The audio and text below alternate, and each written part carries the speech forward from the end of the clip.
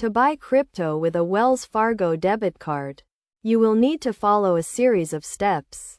First, you need to choose a cryptocurrency exchange that accepts Wells Fargo debit cards. Some popular options include Coinbase, Binance, and Kraken. Next, you will need to create an account on the exchange you have chosen. This will typically involve providing some personal information, such as your name and email address, and verifying your identity. After your account is set up, you will need to link your Wells Fargo debit card to the exchange.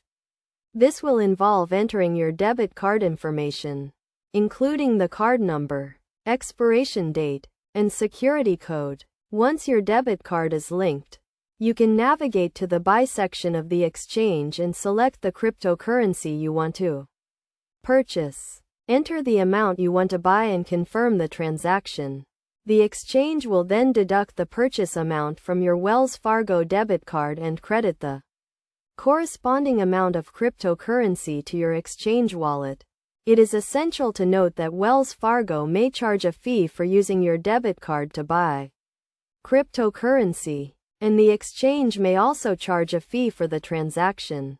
Additionally, the price of cryptocurrency can be volatile, so it is crucial to do your research and understand the risks before making a purchase. To minimize risks, make sure to enable two-factor authentication on your exchange account and keep your debit card information and exchange login credentials secure.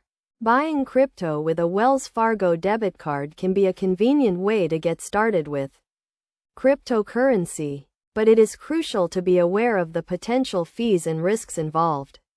By following these steps and taking the necessary precautions, you can safely and securely buy cryptocurrency with your Wells Fargo debit card.